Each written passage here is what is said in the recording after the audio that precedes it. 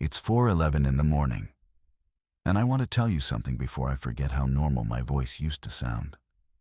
This is Marcus Vale. You know me. Overnight man on 88.3. The frequency you keep on because you can't sleep or won't. Because the house is too quiet or the road is too long. I've been talking to you through the dark part of the clock for 9 years. And I need you to stay with me tonight. Because for the first time in 9 years, I don't have a single thing to say that I planned.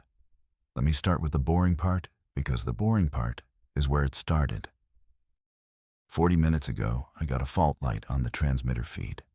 Just a little amber blink on the board. The kind of thing that means the tower took a hit of ice, or a squirrel finally paid the ultimate price. Standard.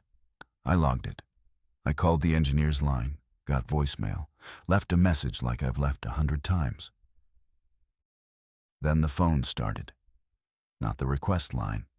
The request line barely rings at 4 a.m. Maybe a trucker wanting Fleetwood Mac. Maybe somebody crying who won't say why. No. The business line lit up. All 4 buttons, all at once.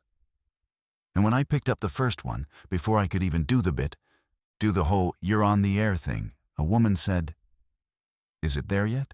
Is it at your building yet?" I said, "Ma'am, is what there?" And she hung up. Not rude, just done. Like she'd gotten her answer from the fact that I didn't already know.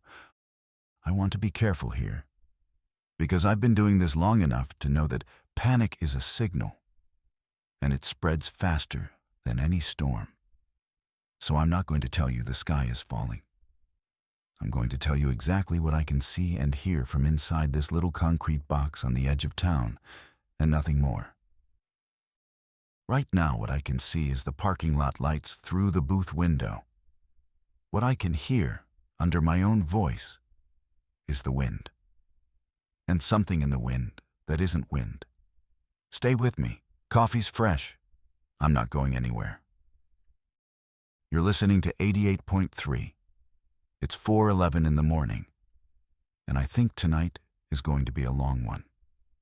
The second line I picked up was a man, and he was calm, and calm is what scared me. He said his name was Deputy Ackerman, Route 9 substation. And I know Ackerman, he's been on the show, did the whole "don't drink and drive" on the 4th PSA with me 2 summers back. Good voice. Should have been in radio. So I trusted it immediately, the way you trust a familiar face in a crowd. He said, "Marcus, I need you to do something, and I need you to not editorialize while you do it." I said, "Okay." He said, "Tell people to stay inside. Tell them to turn the heat up as high as it goes. Tell them not to open the door for anyone tonight. Not anyone. Not even someone they know. Especially not someone they know." I asked him what we were dealing with. Storm? Chemical? Some kind of spill off the interstate? There was a pause on his end. A long one. And in that pause, I heard something behind him. A sound I've been trying to describe to myself for the last 20 minutes and keep failing. The closest I can get is this. You know the noise a chest freezer makes when the compressor kicks on? That low, structural hum, like the cold itself is working. It was that, but bigger. And it had a rhythm to it, almost like breathing, except breathing doesn't stop that clean between beats. Ackerman said, "It came down from the county line about an hour ago." He said, "We had 4 units out there. I'm the only one still talking." I asked him what he meant, still talking. He said, "The others are still standing. They're just not talking." And then, and I swear I'm reporting this exactly, he lowered his voice like someone might overhear. And he said, "Marcus, they're so cold. When you get close, you can feel it coming off them, like standing in front of an open freezer. And they don't blink, and there's frost on their eyes." I said, "Deputy, where are you right now?" He said, In my car. Doors locked. But the windows are fogging on the outside, Marcus. Not the inside. The outside. And I heard that freezer hum swell. And I heard him take one sharp breath, and the line didn't hang up. It just went cold, if that makes sense. Open, but empty. Like the phone was still sitting somewhere, listening. I've been staring at that button for a while now. Line 2, still lit, still connected. I'm not going to hang it up. I want you to understand that I'm choosing to leave it open. Because as long as it's lit, I can tell myself Ackerman set the phone down and walked away. We'll be right back. Don't touch that dial. Don't open that door. I keep a police scanner in the booth. Always have. It's background noise on a slow night, chatter about a fender bender or a cat in a storm drain. And mostly I mute it. I unmuted it after Ackerman. I'm going to relay some of it to you now. And I need you to hear the tone, because the tone is the whole story. The dispatchers up north, I can hear 3 counties on this thing. The dispatchers are not screaming. That's the part that's crawling up my spine. They're using their normal voices, their 4 a.m. voices, and they're saying impossible things in those voices. One of them, a woman, said, "All units, be advised. Do not engage individuals presenting as deceased. Repeat, do not engage. They are cold to the touch and they are ambulatory. Maintain distance. Presenting as deceased." That's the phrase she used, presenting as deceased and ambulatory. I've been in this business a long time, and I have never heard those 2 words put in the same sentence with a straight face. Then a man's voice, another county. "Dispatch, I don't know how to log this. I've got approximately 30 individuals walking south on the 14. They're not responding to lights or siren. They're walking into the wind. Into it. And it's a dispatch. My thermometer in the unit just dropped 14 degrees, and my windows are icing from outside." There it is again. The outside. The cold isn't in the buildings. It's on them. It comes off them. I want to be a responsible voice here, so let me offer the ordinary explanations. Because you're thinking them, and I'm thinking them. And we should say them out loud so we can watch them fail together. Mass hysteria. It's a real thing. A rumor, a bad night, everybody spooking everybody. But hysteria doesn't drop the temperature in a squad car by 14 degrees. Instruments don't get hysterical.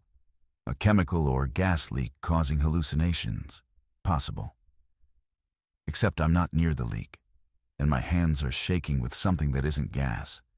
It's the plain animal knowledge that multiple sober professionals across 3 counties are all describing the exact same thing at the exact same time and using the exact same word for the cold.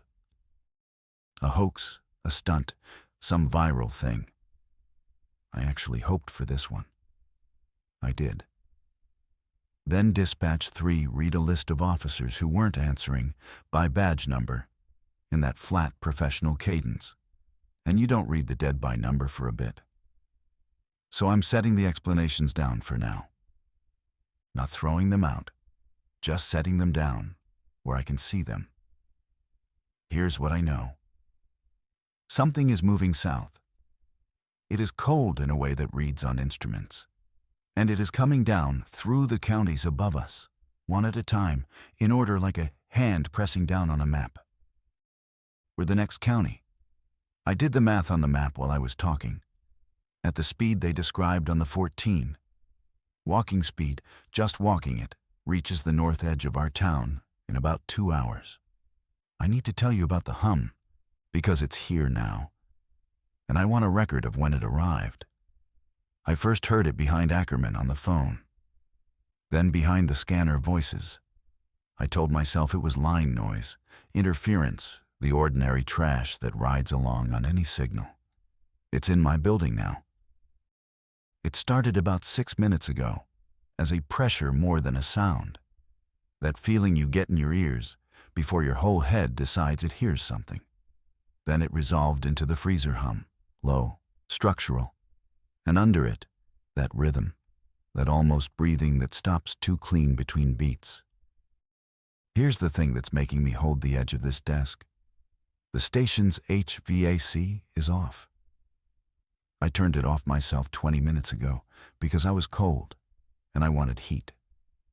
And heat means the compressor is off and the fans are off. There's nothing in this building that hums. I've worked 9 years of silent 4 a.m.s in here. I know every sound this box makes when it's empty. This is not one of them. I got up. I don't usually get up during a segment. You probably heard the chair, heard my footsteps go off mic. I walked to the booth window, and I put my hand flat against the inside of the glass. It's warm in here. I've got the heat cranked.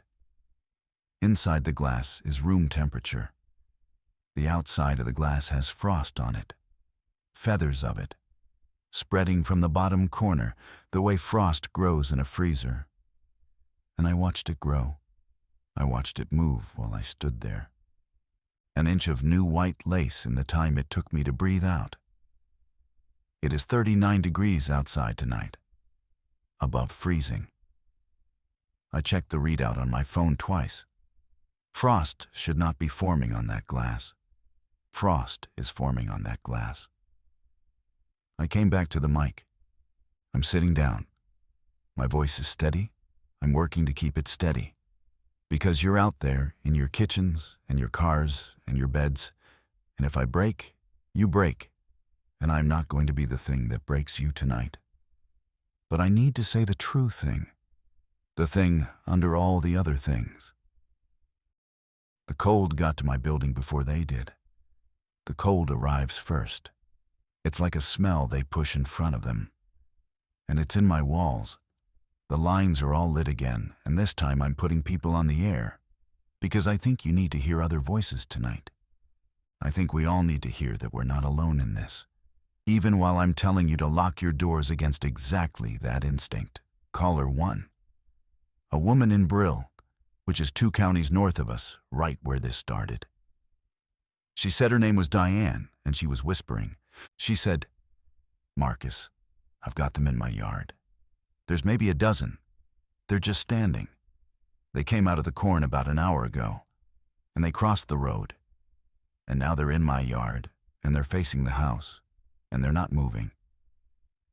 I asked her if she recognized any of them. Long silence. Then, "My neighbor Tom is out there. He passed in October. We were at the funeral." Her voice did something I won't try to imitate. "He's got the frost on his eyes like the rest. But it's him. It's Tom's coat. It's the coat we buried him in." I want to be honest that I did not have a professional response to that. She said the cold was coming through the walls. She said her windows had gone white on the outside. She said her thermostat read 68, but she could see her breath in the living room. And I know that's not possible, 68 and seeing your breath, but she's not the only one who said it tonight, and instruments don't lie in groups. I told her to get to the most interior room. No windows, blankets. Stay off the walls that face the yard. It's the only advice I had, and it felt like handing someone an umbrella against the ocean. Caller 2, before Diane even finished, cut in on line 3 a trucker. Big diesel rumble behind him. And he was moving. I could hear the road. He said, "I'm southbound on 81, and I'm not stopping for anything." I passed a whole, I don't even know what to call it. A whole crowd of them on the shoulder near the Brill exit, hundreds, and they all turned their heads to watch me go by. All at once, like a field of sunflowers. And my cab went cold as a meat locker for the 10 seconds it took to pass them, and then it warmed back up. He said, "Whatever this is, it's local to them. The cold, it's a bubble around each one, and when they bunch up, the bubbles stack." That's the most useful thing anyone said all night. The cold is a bubble around each of them, and it stacks when they gather. Write that down. Whoever you are, Wherever you are, write that down. The more of them together, the deeper the cold. And the cold arrives before they do. He said one more thing before I lost him to a dead zone. He said, "They're walking in a line, man. Not a mob, a line. County to county. Like they're following a road only they can see. And the road points south. South. Toward the cities. Toward the millions. Toward, and I'll just say it, toward here. And then past here. To everyone I've ever played a song for. I've got 6 lines lit, and I can only take one at a time. Every one of them is somebody watching their own yard fill up. We'll take another right after this. I got someone real on the line. Someone with instruments and a title. And I want to give him room because he's the closest thing to sense I've had all night. His name is Paul Reyes. And he's a meteorologist, works the weather desk at our sister station across town. The one that goes to sleep at midnight. He'd been called in. He sounded like a man who'd been handed a problem that broke his tools. He said, "Marcus, I'm looking at the temperature map right now, and I need you to understand that I have never seen anything like this, and I don't have a mechanism for it." I asked him to just describe what he sees. He said, "There's a cold anomaly moving south through the state. It's not a front. Fronts have shape. They have a leading edge that behaves according to pressure. They move with the wind. This thing is moving against the wind. It's advancing at about 3.5 miles an hour, which is walking speed," I said. "Walking speed," he said, and I heard him swallow. "The anomaly is roughly following the population. It's colder over towns than over open country. It's colder over the highways. And the temperature drop is severe, and local we've got surface stations reading 18 degrees inside the anomaly, with stations 4 miles away reading 39. That's not weather. Weather doesn't have edges that sharp. I keep wanting to say that's a thing with a boundary. A body with a boundary." I asked him the question I'd been afraid to ask anyone. I asked him what happens when it gets warm, when the sun comes up. Long pause. "That's the one hopeful number I've got," he said. "The anomaly weakened slightly around the eastern stations. Right at first light, there's a strip up in Brill County that caught early sun. And the readings there came up 8-9 degrees, and the movement in that strip slowed. Not stopped, slowed." He said, "I don't want to promise anybody the sun, but the cold is doing this. Whatever they are, they're made of the cold or they run on it. And the cold hates the sun the way all cold does." "Sunrise," I told him, "is at 6:52. I checked things now. It's the only thing keeping my hands busy." He said, 6:52. Okay. "So the question is, what shape the world is in at 6:52. Then he said something I keep turning over. He said, "Marcus, I pulled the historical data while we talked. This kind of severe local cold, 18 degrees, hard freeze, killing cold the last time this whole region saw it in one night, was the first week of that winter 40 years ago, the bad one. The one the old-timers call the long freeze. When the ground froze so deep they couldn't bury people till spring. They kept them." And here he stopped, and I understood before he finished. They kept them in cold storage, all winter, all over the county, waiting for the ground to soften. I don't have a scientific response to that either. I'm just going to let it sit there next to Diane's neighbor Tom in the coat they buried him in. Paul had to go. His instruments were doing something, and he wouldn't say what. Before he clicked off, he said, "Keep talking, Marcus. Genuinely. People are calling us saying your voice is the only thing keeping their kids calm. Keep talking till the sun's up." So that's the job now. Talk till the sun's up. 2 hours and change. I want to talk about the callers who stop mid-sentence, because there have been 3 now. And I need you to know the pattern. so you know it if it starts happening near you. It goes like this. They call. They're scared, but they're with me. They're describing the yard, the frost, the standing figures. Then the cold gets deeper, you can hear it. Their teeth start, their words start slurring the way a drunk slurs, except it's not drink, it's the body giving up heat. And then they get calm. That's the tell. Right at the end, they get calm. The first one, an older man named Walt, was telling me about the figures at his fence line, and then in the middle of a word, he just softened. His voice dropped all its fear. And he said, "Oh, it's not so bad. It's warm now, actually. Isn't that funny? It's gone warm." And I knew, because I've read enough and lived enough, that a person freezing to death feels warm at the very end. Their body lies to them. It gives them one gift on the way out. It tells them the cold is gone. Walt said, "I'm going to open the door, Marcus. There's people out there, and it's rude to leave them standing." I said, "Walt, no, listen to me. Do not open the door. That's the cold talking. That's your body lying to you." And he said, kind as anything, "You've been real good company tonight, son." And I heard the door. I'm not going to dramatize what came after because there wasn't much. Just the hum, closer, in his phone. And then the calm, warm, empty line. So here is the survival information. And I want the parents especially to hear this. The people with somebody vulnerable in the house. When the cold gets deep, your body will lie to you. It will tell you you're warm. It will make you want to take your coat off, open a window, open a door. That feeling is not comfort. That feeling is the last thing you'll feel if you obey it.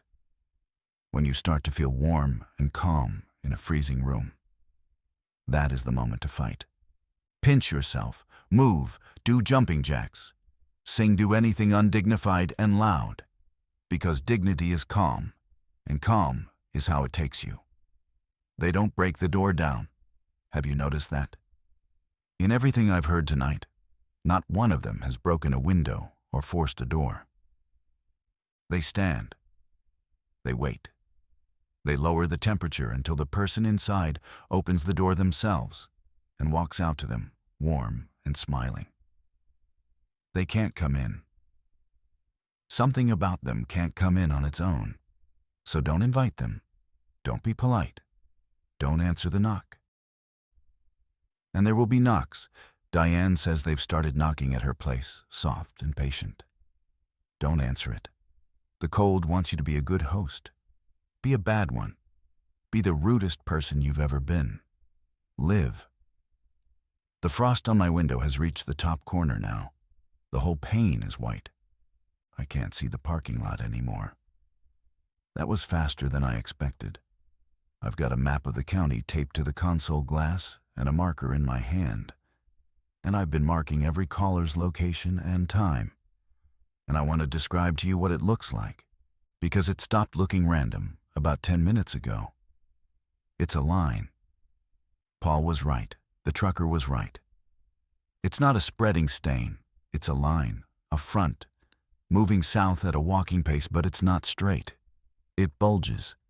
It reaches down along the highways and the county roads like water finding the low ground, except the low ground is us, the people.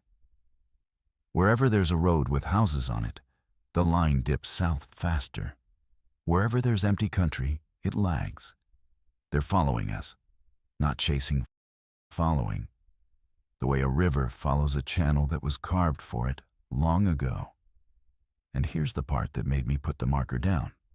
I've been getting calls from ahead of the line, too, south of it. People saying, "It's quiet here. We don't see anything. What's happening?" And I've been triangulating roughly with the times, and I can tell you where the leading edge is right now. It's at the grain elevator on Route 6. That's the north edge of town. That's 4 miles from this building. At 3.5 miles an hour, that's just over an hour. But, and I want to give you the honest number, both numbers sunrise is in 1 hour and 40 minutes. So it's a race. The cold reaches this booth in about an hour. The sun reaches it in about an hour and 40. I don't love those numbers. I'll be straight with you. There's a 40-minute window where they're here and the sun isn't. And I'm in a concrete building with the frost already white on the glass. And I'm the only one on the air, on the only frequency half this county is listening to. So here's what we're going to do, you and me. We're going to make it 40 minutes. That's all. Not the whole night. The whole night's already survived. It's almost dawn. Just 40 minutes past when it gets bad. If your house goes cold, you go to the smallest interior room. You take everyone with you. You take blankets and a light and a radio. And you keep me on. And we count it down together. 40 minutes. I've made small talk for 4 hours straight on our nights when nobody called. I can fill 40 minutes. That's the one thing in this world I'm actually good at.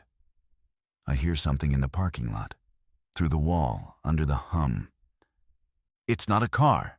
It's footsteps. On gravel. A lot of them. Not hurrying. They're early.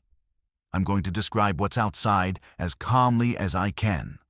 And I need you to understand that describing it calmly is the hardest thing I have ever done at this microphone. The frost cleared a little when I breathed on the glass and rubbed a patch with my sleeve. And for about 3 seconds, before it iced back over, I saw the parking lot. It's full. Not a few, not a dozen. The whole lot, and the road beyond it, as far as the sodium lights reach. They're standing in the lot, the way you'd stand waiting for a bus you know is coming. Facing the building, facing me. And even in 3 seconds, I could see the frost on them. They don't just carry the cold. They wear it. There's rime on their shoulders, on their eyebrows, their clothes stiff with it. Some of them are in night clothes, some in work clothes. There's one near the front, close to the door, in a hospital gown, and I made myself not look at that one too long. They knocked once, the front door. One knock, flat and patient, like a delivery. They haven't knocked again. The temperature in the booth has dropped. I can see my breath now, and I've got the heat at 85. I can hear the furnace roaring itself hoarse trying to keep up. And it can't.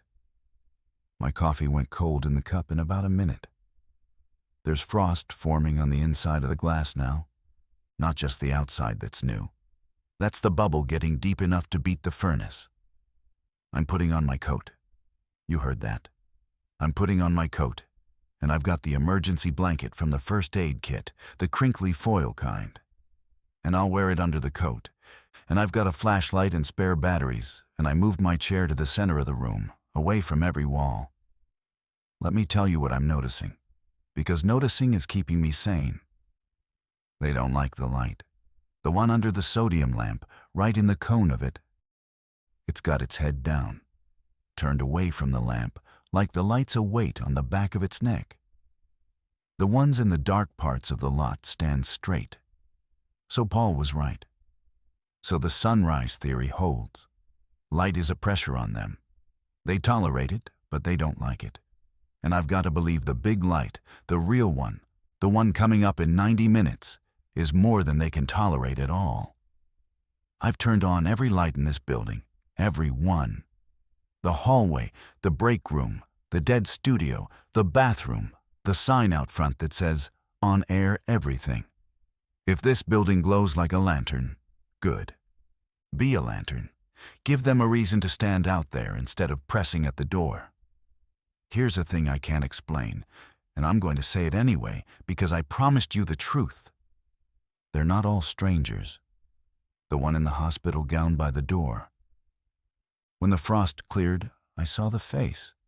I know that face. That's Ray Dunphy.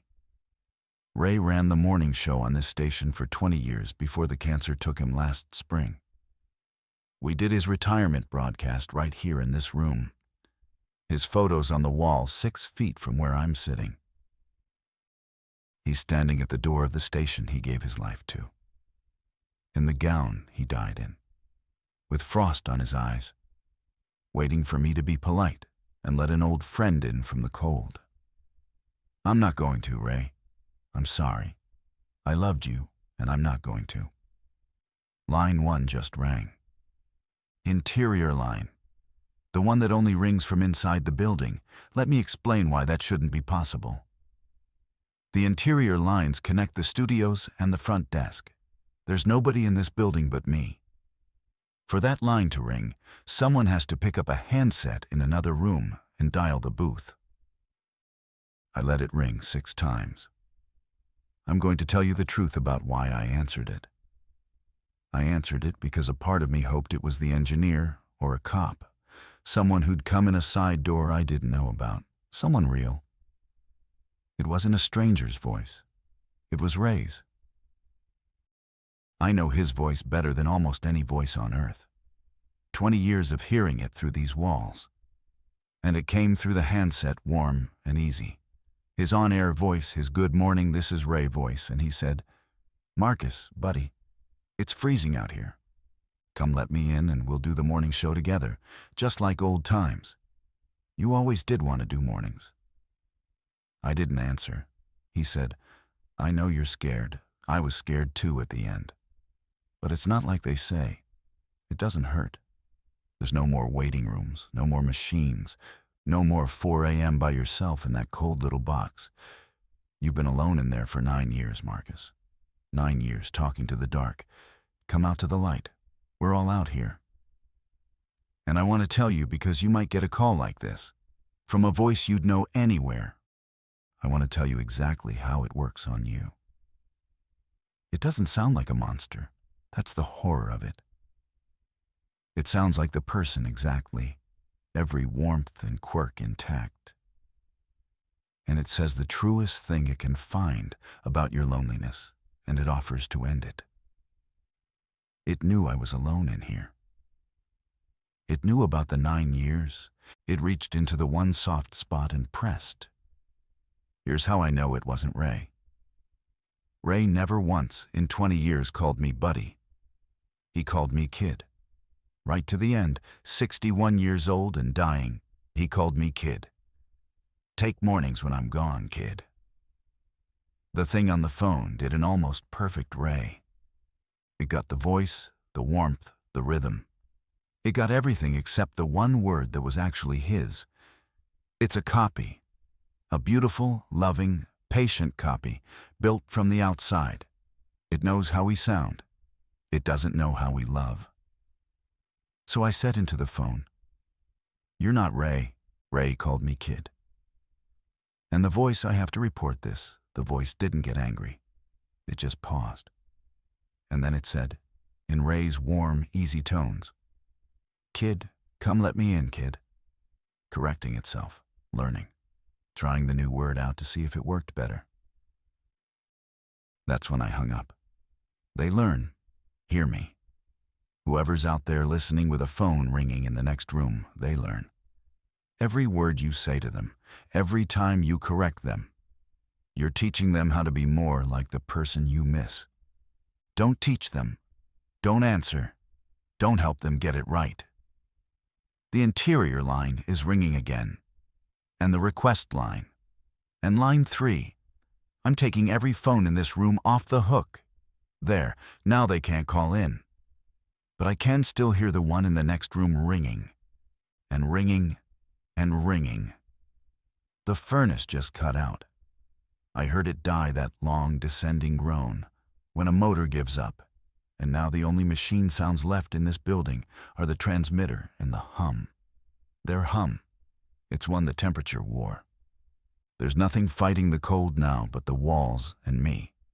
Let me give you real numbers so you can gauge your own situation. When they hit the lot, the booth was 70. 15 minutes later, it was 50. It's now I've got a little desk thermometer, novelty thing.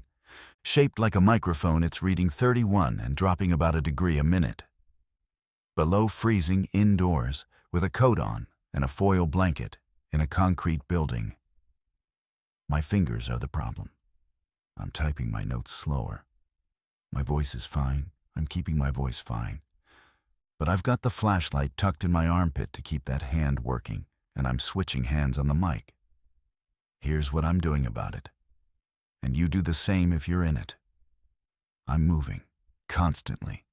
I'm marching in place while I talk. I'm swinging the free arm. I look ridiculous and there's nobody to see it, and that's the point. I'd rather look ridiculous and shiver than look peaceful and freeze. The shivering is good. When you stop shivering, that's bad. Shivering is your body fighting. When the fight stops and the warmth comes, that's the lie. That's Walt's door. I'm eating sugar. There's a drawer of gas station candy in this desk, my 4 a.m. vice. And I'm working through it because sugar is fuel and fuel is heat. I'm keeping my mind loud. That's the other thing. The cold makes you slow and dreamy and agreeable. And the dreamy, agreeable version of me is exactly the one who'd walk out that door to shake Ray's hand. So I'm doing arithmetic out loud between sentences, multiplication tables, anything to keep the sharp, arguing, rude part of my brain awake. Sunrise in, I have to check the phone. My watch fogged sunrise in 51 minutes. I keep looking at the eastern window. There's a window in the break room that faces east, and I've propped the door so I can see it from the booth. It's black, full dark. But that's normal. Sunrise is 50 minutes out and first lights before that, maybe 35, 40 minutes. And the moment I see the sky go from black to that bruised gray, the moment there's the first gray in that window, I'm going to tell you, and we're going to know we're going to make it. 40 minutes. I've been doing this since 11 p.m. What's 40 more minutes? The knocking started again. Not the front door this time, the break room door. The one propped open toward the east window. Something's knocking on the frame from inside the building. I need to be very clear about what I just did. Because if this is the last thing I ever broadcast, I want the record to be accurate. The knocking came from the break room, which is inside the building. I told you nobody could be in here.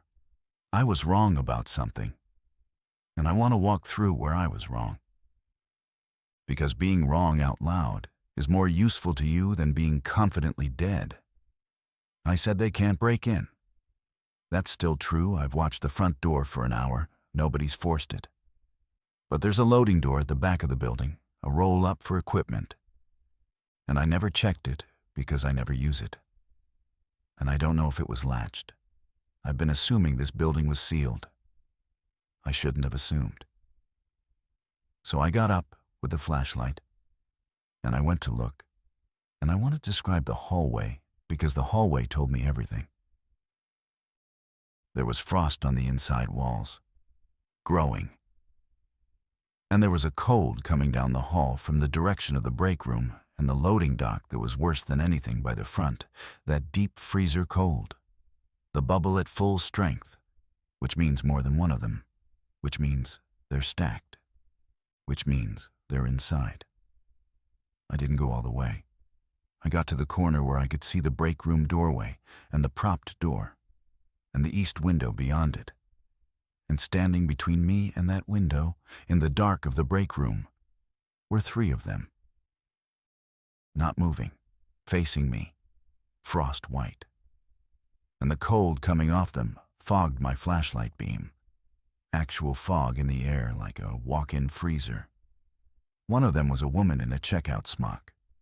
One was a boy, a teenager, Letterman jacket. And the third, closest, I didn't recognize. And somehow the stranger was worse than a friend would have been, because it meant this wasn't personal. It meant they'd fill this building with whoever the cold could carry. They didn't come at me. I want that on the record too. I stood there maybe 5 seconds. And they didn't take a step. They knocked. The boy raised his hand and knocked on the door frame. Polite, patient, that same delivery man knock.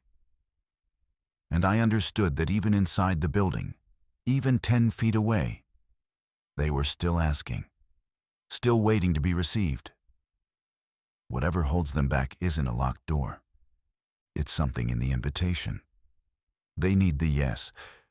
They will stand 10 feet from you in your own break room and knock and wait for the yes.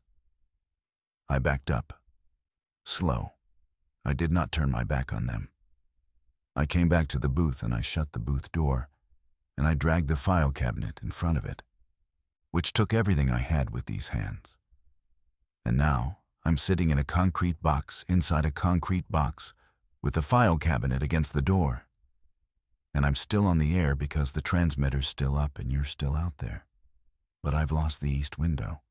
That's the real loss. I can't see the sunrise from in here. The booth has one window, and it faces the parking lot. Faces them. And it's white with frost, floor to ceiling now. A solid white wall of it. So I can't watch for first light anymore. I'm going to have to trust the clock. 41 minutes to sunrise. 30 maybe, to first gray in the sky. I've got the clock. I've got the mic. I've got a file cabinet against the door, and 3 of them standing in my break room, being patient. Talk to me, I keep almost saying. To you, to whoever's listening. And I know you can't. That's the deal. I talk, you survive, and I never hear your voice. Fine, that's the job. I'll take both sides. 38 minutes.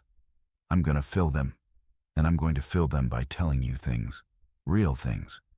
Because if I do the countdown in silence, the cold gets in the gaps. Let me tell you what I've pieced together about what these are. And I want to flag that this is speculation. A scared man reasoning in the dark, not fact. But you deserve my best guess. Paul said the last time this region had a freeze like tonight was the long freeze, 40 years ago, when the ground froze too deep to bury the dead, and they held them in cold storage all winter, all over the county, waiting for spring. I keep coming back to that. Cold that held the dead. And now a cold that's carrying them. I don't think these are those people specifically. Ray died last spring, not 40 years ago. The boy in the Letterman jacket looked recent. I think it's simpler and worse than that. I think there's a cold that comes very rarely, a deep, patient cold with something like a will in it. And when it comes, it does what cold does it takes, what's been kept, and it moves it. It doesn't hate us. Diane's neighbor, Tom, isn't angry. Ray on the phone wasn't angry.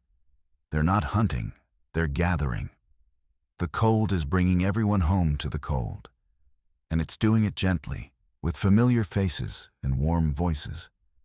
Because it's kinder to gather the willing than to chase the fleeing. That's why they knock. That's why they wait for the yes. It's not that they can't come in. It's that this thing, whatever it is, only takes the consenting.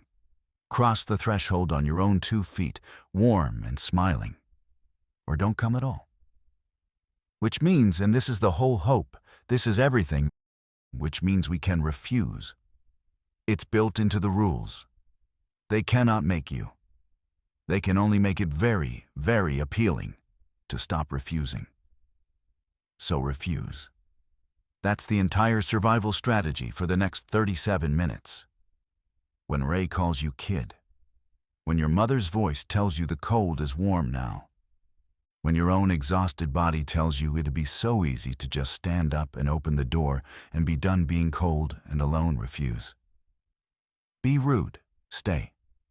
The sun is coming, and the sun doesn't ask permission for anything. I can hear them in the hall, not moving, just the hum. And now, under it, something new, a sound like a voice trying to form, wet and cold, working up to words. I think it's about to try me again. I think it went through my building, looking for the right face and the right voice. And I think it's about to make its best offer. I'm going to keep talking right over it. That's my counter signal. My whole life, I've been the voice that fills the dead air, so nobody has to sit alone in the silence at 4 a.m. And that turns out to be exactly the right training for this exact night. I am very, very good at not shutting up. So I won't. 36 minutes. Let me tell you about the first night I ever sat in this chair.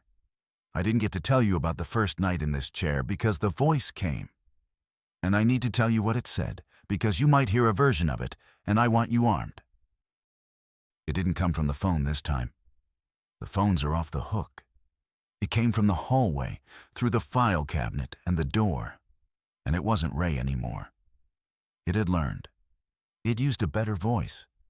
It used my father's. My dad's been gone 11 years. Hart. He never heard me on the radio. I got the overnight slot the year after he died. And the voice that came through that door had him exactly. The flat, Midwestern patience of him. The way he'd say my whole name when he wanted me to actually listen. It said, "Marcus Vale. You've made your point, son. You held the line. Nobody could say you didn't. You can stop now." And I'll be honest with you. The way I've tried to be honest all night. That one landed. The others I could argue with. This one knew the exact shape of the thing I've carried for 11 years, which is that he never got to hear me do the thing I'm good at. And it offered to fix it. It said, "I heard you tonight. I've been listening the whole time. You're good, son. You're so good. Come tell me about it." I sat here with my frozen hands, and I wanted to answer. I want to be truthful about that. For about 4 seconds, I wanted to answer more than I've wanted anything. And then I did the thing that saved me. And I'm giving it to you as a tool. I asked it a question only my father could answer. I said out loud, "What did you always tell me about the last hour of any job?" Because my dad had a saying. He was a lineman, 40 years on the poles. And he had a saying about the last hour of a storm shift. And it was specific, and it was his, and it wasn't warm at all. It was gruff and a little mean. And there is no way anyone built from the outside could know it. The voice said in my father's tones, "That I was proud of you, son." Wrong. My father never once said he was proud of me. It wasn't his way. It's the wound and the truth all at once. What he actually said about the last hour was, "The last hours when the fools get killed, because they can taste the truck. Don't taste the truck. Do the hour." The thing didn't know that. It knew I was lonely, and it knew I missed him, and it knew the shape of the hole, but it didn't know what was actually in the hole, because what's in the hole is his, and it's mine, and the cold doesn't get it. So I said it out loud, to the door, to whatever's behind it. Don't taste the truck, do the hour. And I meant the sun. I can taste the sun. 31 minutes. That's the last hour of the shift, and I'm not going to be the fool who gets killed because he could taste it. The voice went quiet. Not defeated. I don't think it can be defeated. I think it's patient as winter. Just quiet. Recalculating. It'll try again with a better voice. It's got a whole building of faces to try. But it's out of my faces now. It's used up the 2 it had. And I'm still here. 31 minutes. Do the hour. Something's changed, and I almost don't trust it. The frost on the booth window, the parking lot window, the one that went solid white floor to ceiling. It's changed color. It's not glowing. Nothing that dramatic. But the white has gone from a dead flat white to a faint, faint gray. The kind of gray that's just black with the tiniest idea of light behind it. First light. It has to be first light. The sky's coming up behind them out there, and it's coming through the frost. I can't see through the frost to check, but I can measure another way. The thermometer, the little microphone-shaped one, it stopped dropping. It sat at 19 for a couple of minutes, and now it's reading 21. 22. It's coming up. Slow, a degree every couple minutes, but up. For the first time in an hour, up. The cold is losing, and I can hear it in the hall. The hum, that deep freezer hum, their hum, the one that's been the floor under every sound in this building all night. It's changed pitch. It's gone thinner, higher, strained, like a machine running past its rating. Whatever generates that cold, it's working harder now to hold the same ground. And it's not holding it. I'm not going to celebrate. My dad's voice is still in my head, and it's the real one now. The gruff one. The last hours when the fools get killed. 22 degrees is still below freezing. First light is not the sun. There's a whole gray stretch between first light and real light, and I have to survive all of it, and so do you. But I want to give you this, because you've earned it. Whoever you are, wherever you've been huddled. It's coming. The night has a bottom, and we've hit it, and we're on the way up. The thermometer says so. The frost says so. Their own hum says so, thin and struggling out there in the hall. Hold your people. If you've got somebody in the room with you who's gone quiet, who's gone warm and dreamy and calm, this is the moment. This is when you shake them and shout at them, and don't let them slip, because the warmth is that close to being real, and the lie is that close to being over. And I will not have you lose someone in the last 20 minutes of the longest night of our lives. 26 degrees. 27. The knocking in the hall has stopped. I noticed just now. It stopped, and I didn't hear it stop, which means it stopped a while ago. They've stopped knocking. They've stopped asking. I don't know if that's good. Asking meant they were still trying. What does it mean when they stop trying? Are they leaving? Or are they doing something else? Something that doesn't need my permission. 21 minutes to sunrise. The gray in the glass is getting grayer. Let me check the hall. I have to check the hall. I've got to know if they're still standing in my break room or if the lights started moving them. Hold on. Stay on. Don't go anywhere. I'm setting the mic down, and I'm moving the cabinet. I'm back. I'm at the mic. I moved the cabinet. I opened the door. I went and looked. And I need to tell you what I saw, because it's the answer to everything we've been afraid of. And it's not what I expected.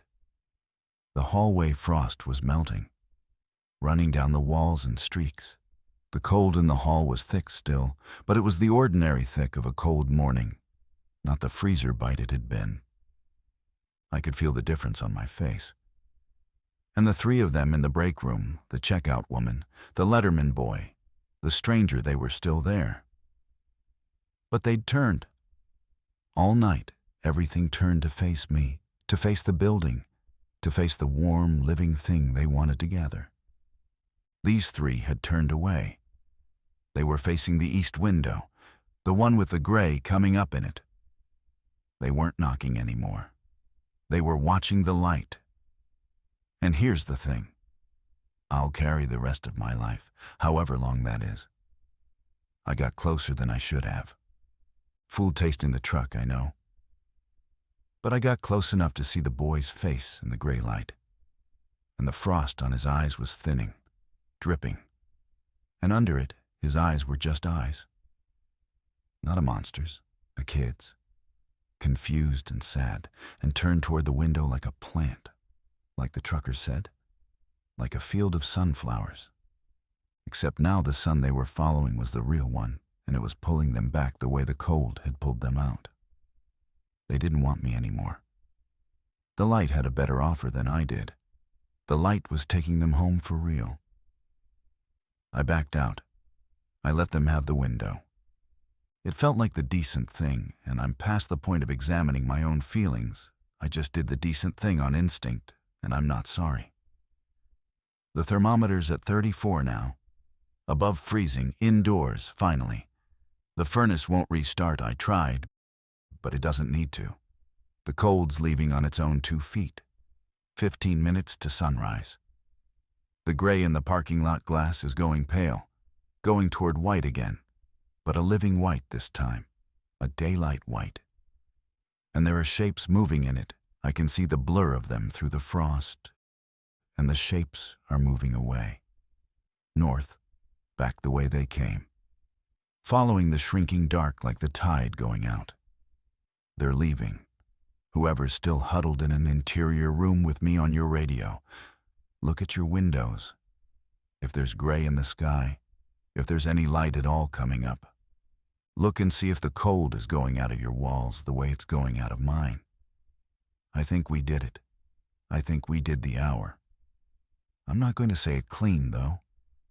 I'm not going to lie to you at the end after telling you the truth all night. They're going north. They're not gone. They're following the dark. And the dark just moves. It goes west. It goes around. It comes back tomorrow night to somewhere else. To some other town with some other voice on some other frequency. But not here. Not us. Not tonight. 14 minutes. Stay with me for the last of it. It's 6:52 in the morning and the sun is up. I can't see it, the window's still frosted, though it's dripping now, real water, running down the glass in the ordinary way water does. But I know it's up because the light in that frost went from gray to gold about a minute ago, and because the thermometer's at 41, and because the hum is gone. I want you to hear that. Listen, I'm going to hold the mic up and give you a second of it. That's the building. Just the building. The transmitter, the fluorescent buzz, the drip of the frost melting off the glass. The ordinary 4 a.m. sounds of an empty station. Except it's not 4 a.m. anymore. It's morning, and I'm still here to hear them. The break room's empty. I checked. They walked out the loading door they came in, out into the light, north. And where they stood, there's just melting frost, and 3 sets of wet footprints, and nothing else. No bodies, no answers. They came out of the cold, and they went back into the light, and in between they stood in my hallway all night and asked politely to be let in. And I said no. And that turned out to be the only thing I had to do. Say no. Do the hour. To everyone who stayed on, you did it too. Every one of you who didn't answer the knock, who shook someone awake when they went warm and dreamy, who was rude to a voice you loved. You did the hardest thing a person can do, which is refuse the thing that offers to end your loneliness. And you did it in the dark, on my say-so. And I will never know most of your names, and you'll never know mine beyond the one on the air. And somehow we held this town together through the longest night of our lives. The whole shivering, rude living lot of us. I have to sign off. The engineer's pulling into the lot a real truck, a real living man, waving at the window. The day shift is coming. The day is coming. If you're out west of here, if the dark's coming your way tonight, find the voice on your dial that won't shut up. And stay rude, and do the hour. This is Marcus Vale. It's morning. You made it. Go get warm. We're clear.